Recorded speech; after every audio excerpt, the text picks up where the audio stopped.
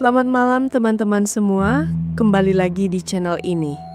Hari ini, aku akan membawa kalian lebih dalam ke sebuah kisah yang tak hanya menghantuiku, tapi juga meninggalkan luka mendalam bagi semua yang mengalaminya. Ini bukan sekadar cerita horor biasa. Ini adalah penggalan hidupku dan teman-temanku, sebuah perayaan kelulusan yang berujung pada tragedi di tempat terkutuk bernama Pulau Kunti.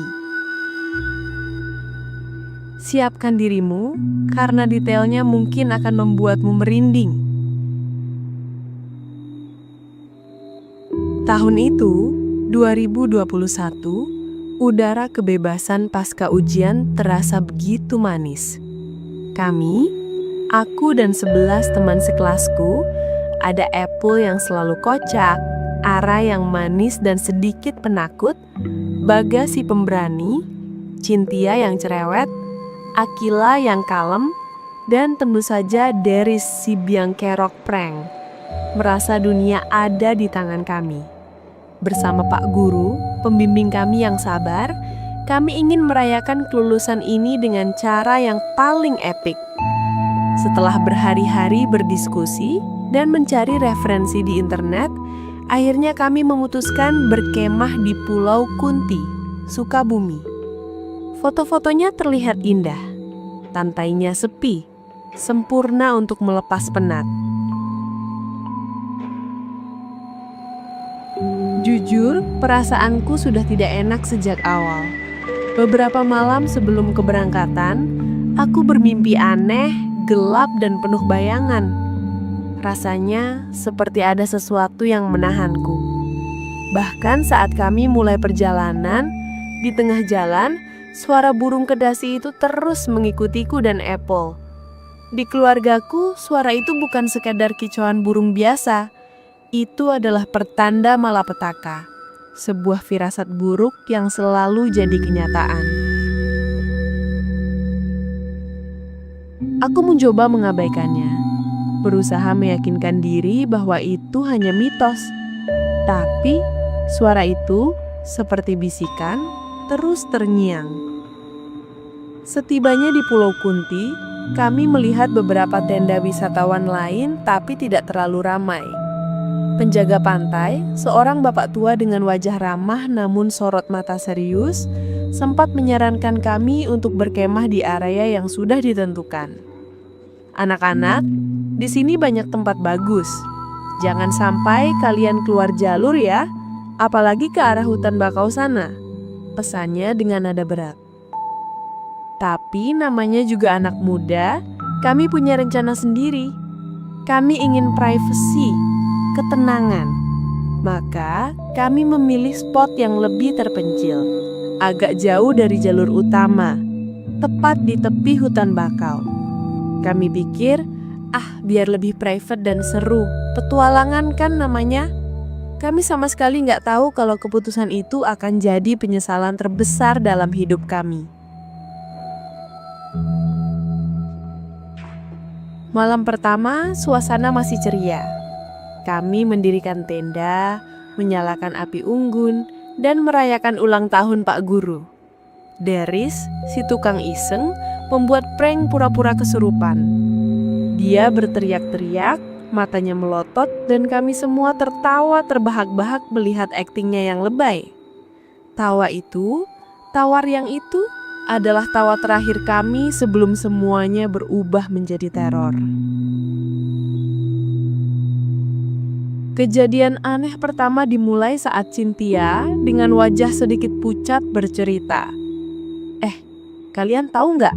Pas perjalanan tadi, ada rombongan di depan kita katanya nabrak monyet di desa Cimonyet. Katanya langsung meninggal monyetnya, bisiknya. Kami hanya mengangguk-angguk menganggapnya sebagai cerita biasa. Tapi nggak lama setelah itu, Ara yang manis dan cenderung penakut berlari dari tendanya dengan wajah pucat pasi. Aku dengar suara aneh, katanya terbata-bata. Dia baru saja mengganti pembalut dan saat dia sedang di dalam tenda, Dia mendengar seperti ada bisikan, "Ikut, ikut." Kami coba menenangkannya, menganggapnya hanya karena kelelahan atau sugesti. Namun, kejadian itu hanya permulaan. Setelahnya, giliran Bagas yang mengalami hal mengerikan. Dia pergi ke tenda mengambil air minum, dan di kegelapan malam, matanya menangkap sesuatu.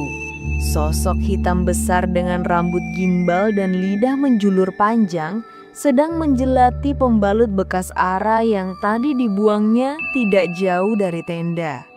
Bagas langsung lari tunggang langgang, wajahnya seputih kapas.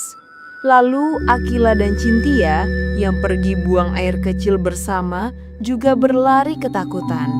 Mereka bersumpah mendengar suara orang memanggil-manggil nama mereka, disusul suara pesta, musik gamelan yang riuh, dan tawa cekikikan dari arah hutan. Padahal tidak ada siapa-siapa di sana, hanya kegelapan dan pepohonan. Aku sendiri saat giliran jaga merasa ngantuk luar biasa.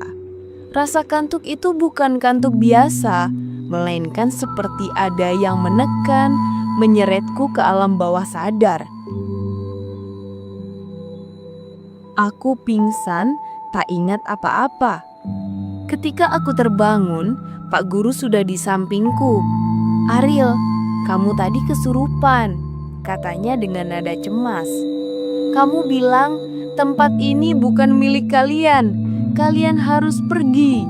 Suara burung kendasi itu lagi-lagi terdengar kali ini tepat di atas dendaku, seolah-olah ingin menegaskan peringatan itu. Tapi yang paling parah dan yang paling menghancurkan kami adalah Ara. Dia kembali kesurupan. Tubuhnya gemetar hebat, matanya melotot tapi kosong, seolah tatapannya menembus dimensi lain. Setiap kali kami mencoba menolongnya, entah itu membaca doa atau menyadarkannya, hujan makin deras, angin bertiup kencang, seolah-olah ada kekuatan tak terlihat yang menolak kami. Baru kemudian kami tahu, Ara sedang menstruasi hari itu. Saat dia mengganti pembalut di tendanya, dia sempat bergumam sendiri dan tiba-tiba ada suara kakek-kakek yang menjawab gumamannya dari luar tenda. Dan yang lebih mengerikan, saat Ara membaca doa dalam hati, dia mendengar suara kunyahan yang mengerikan dari luar tenda. Ya, kunyahan. Pagi menjelang, kami memutuskan untuk segera pulang. Kondisi Ara yang terus memburuk membuat kami panik. Rombongan pertama, termasuk Ara dan beberapa teman yang paling takutan, berangkat lebih dulu. Namun, mereka tersesat. Epul harus kembali ke tenda dengan wajah putus asa, memberitahu kami bahwa rombongan pertama tidak bisa menemukan jalan keluar. Saat aku membereskan tenda, mataku menangkap gerakan di pinggir hutan bakau. Dan ya, aku melihatnya dengan mata kepalaku sendiri, sosok hitam besar dengan rambut gimbal panjang menjuntai dan lidah menjulur sedang menjelati tanah becek bekas air hujan. Aku langsung lemas, jantungku berdegup kencang, tapi aku harus kuat demi teman-teman. Kami semua bergegas mengikuti Epul mencari jalan keluar. Anehnya lagi, ketika kami akhirnya sampai di titik awal pulau, tempat parkir dan pos penjaga, cuaca di sana terang benderang, tidak ada bekas hujan sama sekali. Seolah badai horor yang kami alami di dalam hutan bakau itu hanyalah ilusi. Warga setempat dan penjaga pantai menyambut kami dengan wajah marah dan kecewa. "Sudah dibilang jangan keluar jalur, kalian ini bandel sekali," bentak salah satu warga. Tak lama kemudian, seorang ustadz dan kuncen sesepuh di daerah itu datang. Mereka langsung tahu apa yang terjadi. Mereka menjelaskan bahwa teman-teman kami yang tersesat itu, termasuk Ara, sukmanya sudah dibawa masuk oleh makhluk halus penunggu tempat itu. Kami semua terkejut. 3 teman kami yang hilang itu akhirnya ditemukan tidak sadarkan diri di dalam hutan. 2 di antaranya sadar setelah diruqyah oleh Ustadz, namun Ara, dia tetap tidak sadar dan menunjukkan bekas kerokan aneh di sekujur tubuhnya. Ara kembali kesurupan, kali ini suaranya berat, bukan suara Ara sama sekali. "Dia milikku, dia sudah jadi milikku," katanya dengan nada mengancam. Keluarga Ara datang menjemputnya.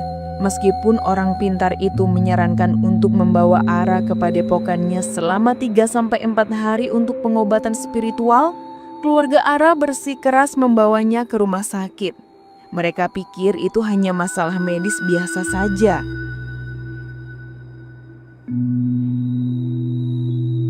Tujuh hari setelah kejadian itu, kabar baik datang. Ara dinyatakan sembuh dan diizinkan pulang dari rumah sakit. Kami semua sangat lega, mengira mimpi buruk ini sudah berakhir. Kami berjanji untuk menjenguknya segera. Namun sore harinya, sebuah telepon dari Ibu Ara menghancurkan semua harapan kami. Ara meninggal dunia," bisiknya dengan suara tercekat, disusul isak tangis.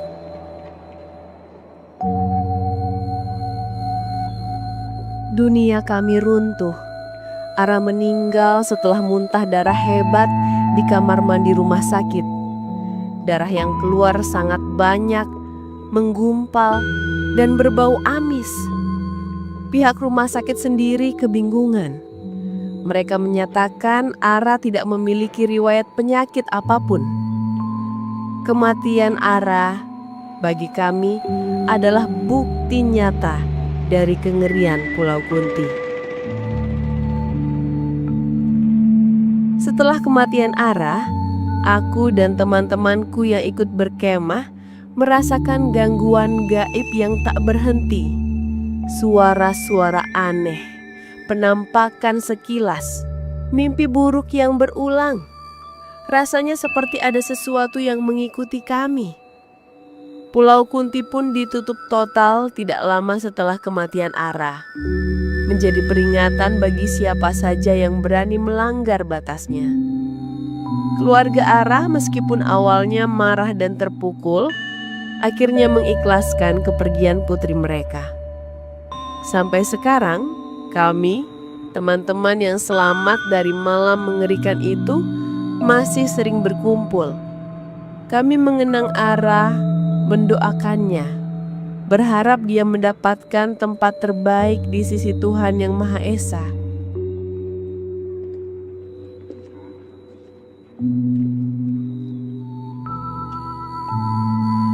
Pengalaman di Pulau Kunti itu sungguh telah mengubah kami. Itu adalah pelajaran pahit tentang pentingnya menghormati alam, menghargai setiap peringatan, dan menyadari bahwa ada hal-hal di luar nalar kita yang memang benar-benar ada. Jangan pernah meremehkan apa yang tidak bisa kau lihat.